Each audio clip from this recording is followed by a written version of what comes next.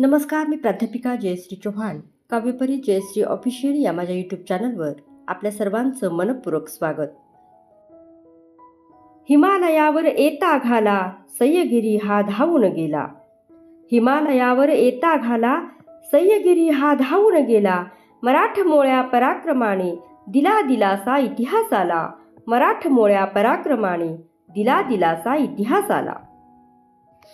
असा ज्यांचा गौरव केला जातो, आधुनिक महाराष्ट्राचे शिल्पकार, महाराष्ट्राचे पहिले मुख्यमंत्री, भारताच्या केंद्रीय राजकारणातील महत्त्वाचे व्यक्तिमत्व, भारताचे उपपंतप्रधान, संरक्षण मंत्री, गृहमंत्री, अर्थमंत्री आणि परराष्ट्रमंत्री यासारखी महत्त्वाची पदे भूषवणारे आणि ज्यांच्या नेतृत्वाने महाराष्ट्राने प्रगतीची नवी दिशा घेतली आणि म्हणूनच यशवंतराव चव्हाण यांना आधुनिक महाराष्ट्राचे शिल्पकार, लोकनेते म्हणून ओळखले जाते.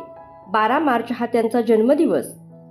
माननीय यशवंतरावजी चव्हाण यांना त्यांच्या जयंतीनिमित्त विनम्र अभिवादन करून आजच्या भागात आपण त्यांचे अष्टपैलू व्यक्तिमत्व आणि आजच्या युवकांना प्रेरणा देणारे मौल्यवान प्रेरणादायी विचार जाणून घेणार आहोत.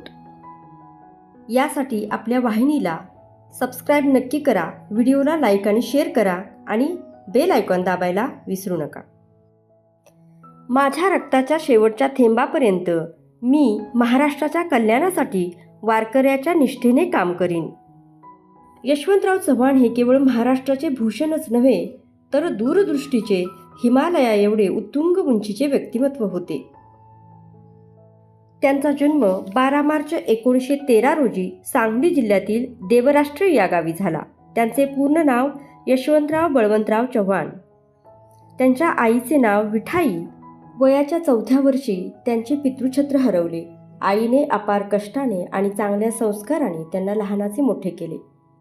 एकदा शाळेतील शिक्षकांनी त्यांना विचारले, तुला मोठे झाल्यावर काय व्हावेसे वाटते? तेव्हा अगदी आत्मविश्वासाने त्यांनी मोठ्या आवाजात उत्तर दिले, मी यशवंतराव चव्हाण होणार. यावरूनच लहानपणापासूनच त्यांच्यातील प्रचंड जिद्द आणि आत्मविश्वास दिसून येतो. शालेय जीवनातच राष्ट्रीय स्वातंत्र्य आंदोलनात त्यांनी सहभाग घेतला. अनेक वेळा कारावास भोगला. कष्टपूर्वक शिक्षण पूर्ण केले. भूमिगत चळवळीत महत्त्वाची भूमिका बजावली. सह्याद्रीचा प्रतिभावंत भूमिपुत्र, सुसंस्कृत राजकारणी, ओजस्वी वक्ता, अभ्यासू, विचारवंत, गुणग्राही, सौजन्यमूर्ती, रसिकमन, अभिरुचीसंपन्न कलारसिक आणि दिलदार मित्र. शिक्षण, राजकारण, समाजकारण, प्रशासन, साहित्य, कला, कृषी, उद्योग यासह जीवनाच्या सर्व क्षेत्रात ठसा उमटवणारे असे त्यांचे अष्टपैलू व्यक्तिमत्व होते. थोडक्यात त्यांचा राजकीय प्रवास जाणून घेऊयात. 1946 मध्ये बॉम्बे राज्याच्या सरकारमध्ये संसदीय सचिव म्हणून प्रशासकीय कारकीर्द त्यांनी सुरू केली. 1 मे 1960 रोजी महाराष्ट्राचे पहिले मुख्यमंत्री झाले. 1962च्या चीन युद्धाच्या काळात संरक्षण मंत्री म्हणून महत्त्वाची जबाबदारी स्वीकारली. त्यानंतर केंद्रीय मंत्रिमंडळात त्यांनी गृहमंत्री, अर्थमंत्री आणि परराष्ट्रमंत्री अशा महत्त्वाच्या जबाबदाऱ्या सांभाळल्या. 1979 मध्ये चरणसिंग यांच्या सरकारमध्ये भारताचे ते 5वे उपपंतप्रधान बनले. महाराष्ट्राचे मुख्यमंत्री, भारताचे गृहमंत्री, संरक्षण मंत्री, अर्थमंत्री, परराष्ट्रमंत्री आणि उपपंतप्रधान असे प्रमुख जबाबदारीची पदे कुशलपणे सांभाळणारे ते एकमेव नेते होते. कृषी सहकार ही संकल्पना मांडून कसणाऱ्याची जमीन, सामाजिक न्यायाचा पुरस्कार त्यांनी केला. महाराष्ट्रभर सहकाराचे जाळे विणले. 1962 मध्ये देशावर परचक्र आले असता चीन युद्धाच्या काळात तत्कालीन पंतप्रधान पंडित नेहरू यांनी संरक्षण मंत्रीपदाची जबाबदारी यशवंतराव चव्हाण यांच्यावर सोपवली आणि यशवंतरावांनी आपल्या भारतीय सैन्यदलाचा चेहरा मोहराच बदलला. सैन्यदलाची स्थिती मजबूत केली. संरक्षण विषयांना निधी मिळवून दिला. सशस्त्र दलांचे आधुनिकीकरण केले. संरक्षण मंत्री म्हणून दाखवलेली धमक, त्यांच्या कार्यकुशल कर्तृत्वाने आणि उत्तम नेतृत्वाने, दूरदृष्टीने देशाचे मनोधैर्य उंचावले आणि म्हणूनच हिमालयावर येता घाला सह्यगिरी हा धावून गेला. हिमालयावर येता घाला सह्यगिरी हा धावून गेला. मराठमोळ्या पराक्रमाने दिला दिलासा इतिहासाला. मराठमोळ्या पराक्रमाने दिला दिलासा इतिहासाला. या मातीच्या कणाकणातून तुझ्या स्फूर्तीची फुलतील सुमने. या मातीच्या कणाकणातून तुझ्या स्फूर्तीचे फुलतील सुमने. जोवर भाषा असे मराठी यशवंताची स्फुरतील कवने. जोवर भाषा असे मराठी यशवंताची स्फुरतील कवने. अशा ओजस्वी काव्यातून त्यांच्या कार्याचा गौरव केला जातो. भारताच्या इतिहासात सुवर्ण अक्षराने लिहिलेले हे त्यांचे कार्य म्हणून त्यांना सह्याद्रीचा सिंह म्हणूनही ओळखले जाते. आता त्यांच्या साहित्यिक कार्याविषयी जाणून घेऊयात. त्यांनी लिहिलेल्या कृष्णाकाठ, युगांतर, सह्याद्रीचे वारे, ऋणानुबंध, आपले नवे मुंबई राज्य, विदेश दर्शन अशा अनेक ग्रंथातून त्यांच्या साहित्य प्रवासातून प्रतिभावंत लेखकाचे दर्शन घडते. कृष्णाकाठ या त्यांच्या आत्मचरित्रातून त्यांनी त्यांच्या जडणघडणीपासून 1946 पर्यंतचा त्यांचा प्रवास मांडला आहे. साधी, सहज, ओघवती, चपकल भाषेवर विलक्षण प्रभुत्व, प्रतिभा आणि भावपूर्ण, लालित्यपूर्ण, संवेदनात्मक वाचकाच्या मनाला भिडणारे जिवंत चित्रण आहे. या पुस्तकात आपल्या मातीतल्या माणसांविषयी ते लिहितात. सुपीक जमिनीत बी पेरले की ते चांगले फोपावते, तशी इथली माणसं आणि मने. या मातीचा गुण आणि माणसांचे मोल हिंडता फिरता दिसू लागते. ऋणानुबंध हे त्यांचे ललित लेखसंग्रह स्वरूपातील पुस्तक आहे. भूमिका हे पुस्तक त्यांचे राजकीय, सामाजिक, आर्थिक आणि शैक्षणिक विषयावरील विचार मांडले आहेत. सह्याद्रीचे वारे या पुस्तकात त्यांनी केलेल्या भाषणाचा संग्रह आहे. मुंबई राज्याच्या निर्मितीचा संबंधित विचार आपले मुंबई राज्य या पुस्तकातून मांडले आहेत. माझ्या विद्यार्थी मित्रांनो, विद्यार्थ्याशी संवाद साधला आहे. विदेश दर्शन या पुस्तकात विदेश दौऱ्यातील अनुभव त्यांनी लिहिले आहेत. यशवंतराव चव्हाण यांच्या आत्मचरित्राचे नाव तुम्ही मला कमेंट करून सांगा. आणखी त्यांची कोणती पुस्तके आपण वाचली आहेत तेही सांगा. आता जाणून घेऊयात त्यांचे प्रेरणादायी मौलिक विचार. लोकनेते यशवंतराव चव्हाण यांनी आचार, विचार आणि कार्याने महाराष्ट्राच्याच नव्हे तर अगदी देशाच्या पातळीवर व्यक्तिमत्वाचा एक विशिष्ट ठसा उमटवला आहे. राजकीय, सामाजिक, आर्थिक, सांस्कृतिक विषयासंबंधी त्यांचे विचार आपणास चिरंतन प्रेरणा देणारे आहेत. जाणून घेऊयात त्यांचे मौलिक प्रेरणादायी विचार. ते म्हणतात, धैर्य आणि आत्मविश्वास असेल तर कोणतेही काम कठीण नाही. ज्ञान मिळवत राहणे हेच खऱ्या प्रगतीचे लक्षण आहे. एकतेतच समाजाची खरी शक्ती आहे. शेतकरी आणि कामगार यांच्या कष्टावर देश उभा असतो. देशाची खरी ताकद ही सामान्य माणसातच आहे. नेतृत्व म्हणजे लोकांची सेवा करणे. सत्तेपेक्षा समाजाची प्रगती महत्त्वाची असते. जनतेचा विश्वास हेच नेत्याचे सर्वात मोठे बळ असते. प्रामाणिकपणे केलेले काम कधीही वाया जात नाही. समाजासाठी काम करणारे जीवनच खरे महान असते. एकता आणि सहकार्य यामुळे मोठे कार्य साध्य होते. अडचणींना घाबरू नका, त्यांना धैर्याने सामोरे जा. ज्ञान आणि संस्कार याचा संगम झाला तर समाज प्रगत होतो.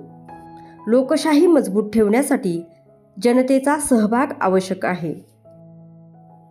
कष्ट, प्रामाणिकपणा आणि शिस्त यामुळेच खरे यश मिळते. सहकारातून शेतकरी आणि समाज मजबूत होतो. शिक्षण हे समाजाच्या प्रगतीचे सर्वोत्तम साधन आहे. विद्यार्थ्यांना त्यांनी दिलेला अत्यंत महत्त्वाचा आणि मौलिक प्रेरणादायी विचार, आपण ज्ञानी व्हा, शहाणेही व्हा. ज्ञानात आणि शहाणपणात फरक आहे. शास्त्रांचे ज्ञान तत्वाच्या दृष्टीने करून घेणे अत्यंत आवश्यक आहे. ज्ञानाचा समाज जीवनात उपयोग करून घेण्याचे जे शास्त्र आहे त्याचे नाव शहाणपण. विद्यापीठातून बाहेर पडल्यानंतर ज्ञानाबरोबरच हे शहाणपण मिळवावे लागणार आहे, कारण या शहाणपणाची देशाला फार गरज आहे. यशवंतराव चव्हाण हे केवळ नेते नव्हते, व्यासंगी साहित्यिकही होते. 1975 कराड येथे भरलेल्या 51व्या अखिल भारतीय साहित्य संमेलनाचे ते स्वागताध्यक्ष होते. महाराष्ट्र राज्य साहित्य संस्कृती मंडळ आणि विश्वकोश निर्मिती मंडळ यात मोलाची भूमिका बजावली आहे. त्यांच्या संकल्पनेतून निर्माण झालेले देशातील हे पहिले राज्यस्तरीय मंडळ आहे.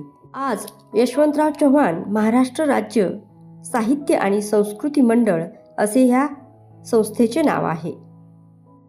राजकारण व साहित्य यांच्यामध्ये समन्वय साधणारे यशवंतराव चव्हाण हे एक दुर्मिळ नेता होते. ते म्हणतात, राजकारण व साहित्य दोघांचेही माध्यम शब्द आहेत.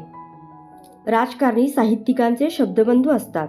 पुढे ते म्हणतात, शब्दांच्या सामर्थ्यावर व सौंदर्यावर माझा नितांत विश्वास आहे. नवनिर्मितीचे सर्जनशील कार्य शब्द करतात. तसेच साम्राज्य शक्तीला धुळीला मिळवण्याचे संहारक सामर्थ्यही शब्दात आहे. कल्पना, विचार आणि शब्द ही मानवी इतिहासातील एक जबरदस्त शक्ती आहे. अशा शब्दात ते साहित्याचा आणि साहित्यिकांचा गौरव करतात. यशवंतराव चव्हाण महाराष्ट्र राज्य साहित्य आणि संस्कृती मंडळ, यशवंतराव चव्हाण महाराष्ट्र मुक्त विद्यापीठ, यशवंतराव चव्हाण विकास प्रशासन प्रबोधिनी अशा त्यांच्या नावाच्या अनेक संस्था कार्यरत आहेत. मार्च 2014 यशवंतराव चव्हाण बखर एका वादळाची हा त्यांच्या जीवनावरील मराठी चित्रपट प्रदर्शित झाला आहे. यशवंतरावांनी आपल्या कराड गावचे नाव भारतभर नव्हे तर अगदी जगभर प्रसिद्ध केले आहे. कराडमध्ये विरंगुळा या त्यांच्या निवासस्थानी साहेबांची सर्व ग्रंथसंपदा, लेख, भाषणे, देश विदेशातून त्यांना पाठवलेली मूळ पत्रे आहेत. नामवंत साहित्यिकांनी त्यांच्यावर लिहिलेले लेख, ग्रंथ, कविता संग्रहित आहेत. पवित्र अशा कृष्णा आणि कोयना या दोन नद्यांच्या प्रीतिसंगमावर यशवंतराव चव्हाणांचे समाधीस्थळ आहे. महाराष्ट्राच्या समाजकारणातील तीर्थक्षेत्र म्हणून याकडे पाहिले जाते. महाराष्ट्राला ज्यांनी आकार दिला, दिशा दिली, जनतेच्या विकासाचा ध्यास घेऊन जे आयुष्यभर चालत राहिले, हिमालयाच्या हाकेला सह्यागिरी धावून गेला, सह्याद्रीच्या या कर्तृत्ववान भूमिपुत्राचे हिमालया एवढे उत्तुंग कार्य, शांत, संयमी, सुसंस्कृत, अभ्यासू, दूरदृष्टीचे नेतृत्व म्हणून देशवासियांच्या मनात ते कायम स्मरणात राहतील. रक्ताच्या शेवटच्या थेंबापर्यंत महाराष्ट्राच्या कल्याणासाठी वारकऱ्याच्या निष्ठेने त्यांनी काम केले. त्यांचे हे उत्तुंग कार्य, कर्तृत्व आपणा सर्वांना प्रेरणा देणारे आहे. त्यांचे कार्य इतके मोठे आहे की असे अनेक भाग हवेत. त्यांच्याप्रती वाहिलेली ही माझी शब्दसुमने. सह्याद्रीच्या कुशीतला हा तेजस्वी तारा, सह्याद्रीच्या कुशीतला हा तेजस्वी तारा, विकासाचा ध्यास घेऊनी घडविला महाराष्ट्र सारा, विकासाचा ध्यास घेऊनी घडविला महाराष्ट्र सारा, घडविला महाराष्ट्र सारा.